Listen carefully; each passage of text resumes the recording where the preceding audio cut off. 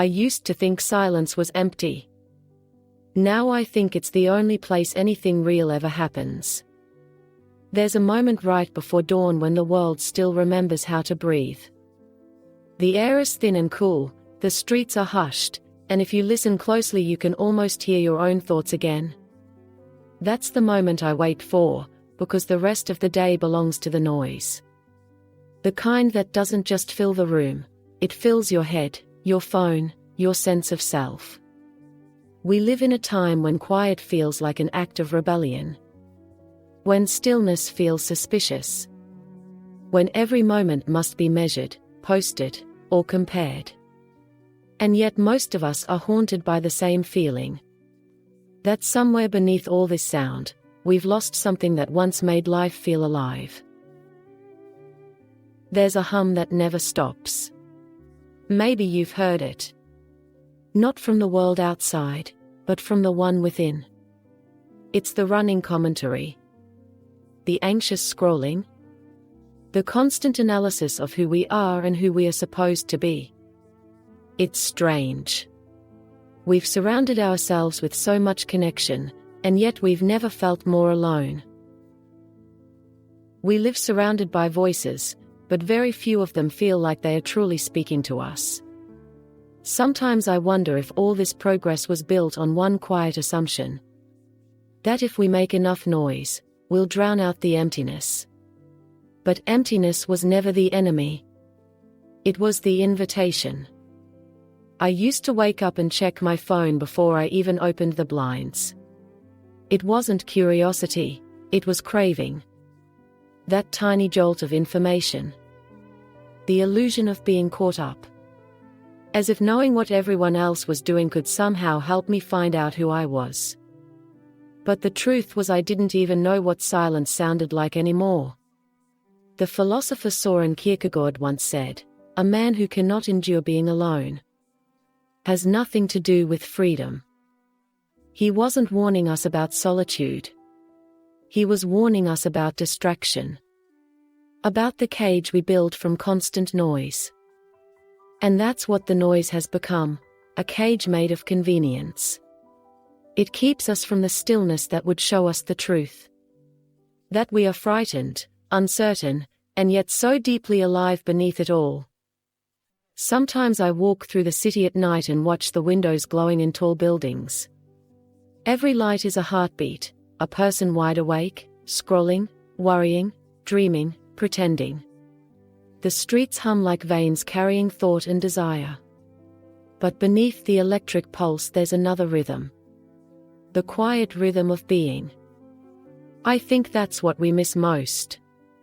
Not excitement, not entertainment, but that slow, sacred pulse of life that exists when nothing is demanding our attention. We've mistaken stimulation for meaning. We think if we just stay informed, we'll stay alive. But the mind isn't meant to hold the entire world at once. We were built for seasons, not feeds for conversations. Not comment sections. For real presence, the kind you can't scroll past. When did silence become so threatening? Maybe when it started reminding us how much we've avoided feeling. Silence has a way of showing you everything you've hidden. The grief, the longing, the fear of being ordinary. But inside those quiet confessions is the doorway back to yourself. Sometimes when I turn everything off, the phone, the music, even the lights, I can feel life trying to speak again. It speaks in the sound of my own breathing, in the clock ticking on the wall, in the faint hum of the refrigerator. All these tiny reminders that existence doesn't need an audience to be real. The writer Aldous Huxley said, after silence, that which comes nearest to expressing the inexpressible is music. Maybe that's the secret we've forgotten. That silence isn't the absence of something, it's the presence of everything. When the noise stops, the world returns to its natural rhythm. The heart slows. The breath deepens. The thoughts settle into something wider than thought. It feels almost like forgiveness. Forgiveness for being busy, for being afraid, for being human. Maybe that's why silence heals. Because it doesn't ask us to be better. It just reminds us that we already are. The poet Rilke once wrote, "The quieter you become, the more you can hear." We keep looking for revelation in noise, but revelation has always lived in quiet. So tonight, turn off the noise. Look out the window. Watch the lights flicker, the rain slide down the glass. And just breathe. You're still here. You're still human. The longer I live in the noise, the more I realize it isn't just sound anymore. It's a language. A language we've learned to speak fluently without ever noticing that it stopped belonging to us. It tells us what to care about, who to admire, what to fear, what to buy, and even what to believe. At first it feels like participation, as if we are part of something larger. But slowly, quietly, it begins to swallow our reflection. We don't even realize when our own voice starts echoing back the world's script. The words are ours, but the meaning isn't. Sometimes I wonder how much of me was written by everything I've absorbed. The slogans, the sermons, the stories. The quiet insistence that life should look a certain way. Identity used to be discovered. Now it's designed. We curate ourselves like brands, tailored for algorithms instead of intimacy.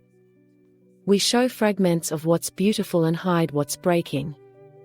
But the hidden parts don't disappear. They just start whispering louder in the dark. And that whisper is where the real self lives, the part that refuses to be optimized. When I was younger, I thought beliefs were truths. Now I think they are just the stories we repeat long enough to forget we made them up. Belief is another kind of noise. It hums through families, religions, economies, invisible but constant. We inherit it like background music. We move to its rhythm even when it plays a song that no longer fits the dance of our lives. And when someone changes the station, when a single person dares to ask why, the whole room grows quiet. Because silence is dangerous to belief. It's the one sound that can dissolve illusion. I remember sitting in a cafe watching people lost in conversation with their screens. A couple scrolled side by side without looking at each other. A man refreshed the same feed again and again, as if meaning might appear if he stared long enough. The espresso machine hissed, music drifted softly through the air, and somewhere under all of it, I felt the strangest thing, a stillness that didn't belong there. It was as if the room itself wanted to remember what life felt like before distraction became the heartbeat of the modern soul. Maybe that's what nostalgia really is. Not a longing for the past, but for presence. Every civilization, it seems, creates its own orchestra of noise. In one age it's religion, in another politics, in ours data. We've traded cathedrals for networks, priests for influencers, faith for followers. And yet the ritual remains the same, a daily act of attention. We bow to the feed, offer our time, our gaze, our emotion, and in return we are promised relevance. But relevance is just another name for survival in the digital age. We fear disappearing, so we keep making noise. The irony is, the more we shout into the void, the quieter we become to ourselves. Philosopher Alan Watts once said, "Stop measuring days by degree of productivity, and start experiencing them by degree of presence." But presence requires patience. A quality the modern world treats like a flaw. We rush even our healing. We hurry to rest. We schedule our solitude. When did being human become something we had to manage? We've built calendars that tell us when to breathe, apps that tell us how to sleep, and watches that remind us to stand. We are measured in metrics. Steps, likes, followers, focus minutes.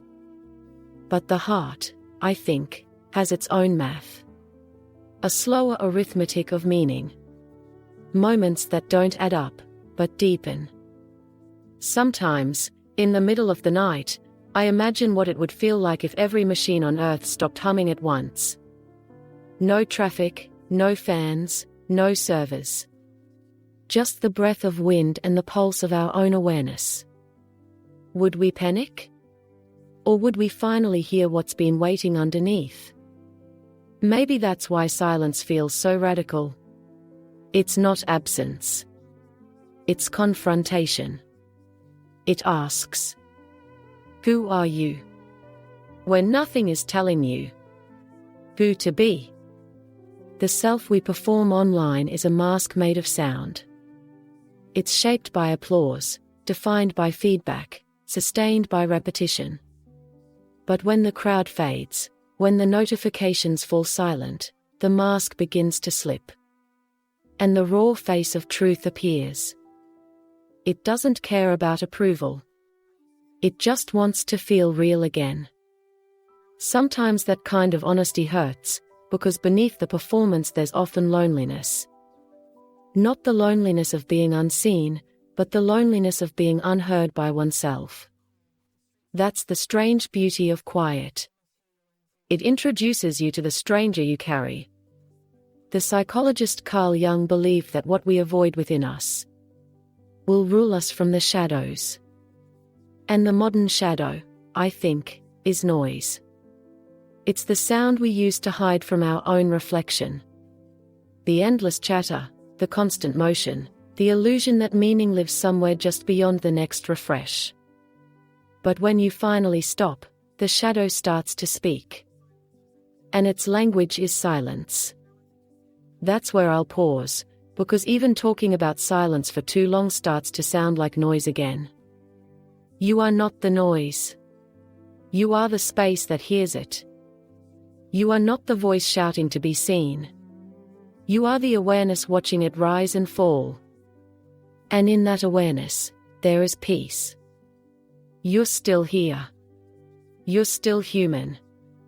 When the noise fades, even for a heartbeat, the world doesn't vanish. It expands. Colors deepen. Shadows breathe.